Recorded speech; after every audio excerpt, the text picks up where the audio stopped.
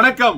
என் உயிரிலும் மேலான அன்பு சொந்தங்களுக்கு, தமிழ்நாட்டில் உள்ள இளைஞர்கள் எதை பின்னாடி போறீங்க அப்படின்றது சீரியஸா தெரிய வரல.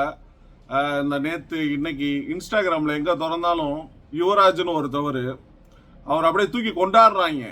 இன்ஸ்டாலெலாம் வீடியோஸ்லாம் பார்த்தா யார் அவர்? தேச தலைவரோ, தமிழ்நாட்டினுடைய பாதுகாப்பு நலனுக்காகவோ, தமிழ்நாட்டு மாணவர்களின் நலனுக்காகவோ, இளைஞர்களின் நலனுக்காகவோ, யாருடைய நலனுக்காகவும் அல்ல. ஒரே ஒண்ணு, சாதி வெறி பிடித்த சாதி வெறியன். சரியா?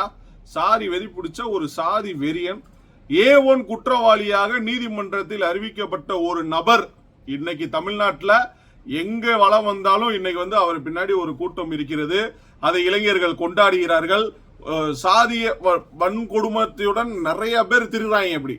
அதாவது இன்னைக்கு இருக்க இளைஞர்களுக்கு நீங்கள் யாரை பின்பற்ற வேண்டும் என்ற ஒரு சிந்தனை, அடிப்படை சிந்தனை கூட உங்களுக்கு இல்லை. ஏன்? அதுக்கு என்ன காரணம் அப்படின்னா, நான் எப்பயுமே சொல்றதுதான், உங்களுடைய சாதி தலைவன் உங்களுக்கு சோறு போட போறானா? இல்ல நீ காலேஜ் படிச்சு முடிச்சோன்னே உனக்கு வேலை வாங்கி தர போறானா? சீரியஸா நீ காலேஜ் முடிச்சுட்டு நீ போய் உன் சாதி தலைவன்ட்ட போய் சொல்லி ஏதாச்சும் ஒரு அரசாங்க வேலை வாங்கி கொடு, இல்ல ஏதாச்சும் ஒரு வேலை வாங்கி கொடுனா உன்ட்ட என்ன கேட்பேன் தெரியுமா? காசு தான் கேட்பேன். ஐயோ இவன் நம்மளுப்பா, அவனுக்கு ஏதாவது செய்வோமாப்பா, செய்வேன்னு நினைக்கிற, காசு தான் கேட்பேன். அதே மாதிரி ஒவ்வொரு சாதி தலைவர்களுமே அவர்களுடைய சுய லாபத்திற்காகத்தான் உங்களை பயன்படுத்துறாங்க. இளைஞர்களே, தயவு செய்து தெரிந்து கொள்ளுங்கள். உடம்புல ஓடுறதும் அதே ரத்தம் தான், எல்லார் உடம்புல ஓடுறதும் அதே ரத்தம் தான்.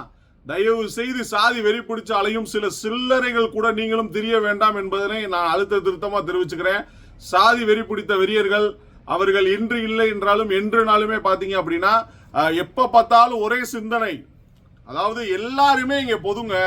இன்னைக்கு ஒரு நீதிமன்றத்தில் அறிவிக்கப்பட்ட ஒரு A1 குற்றவாளிங்க அவரு பின்னாடி இன்னைக்கு இத்தனை கூட்டம் இருக்கிறது. அதை இளைஞர்கள் கொண்டாடுகிறார்கள் என்றால் தமிழ்நாடு தவறான வழியில் செல்கிறது அப்படின்றதுக்கு இதை விட எடுத்துக்காட்டு வேற எதுவுமே கிடையாது.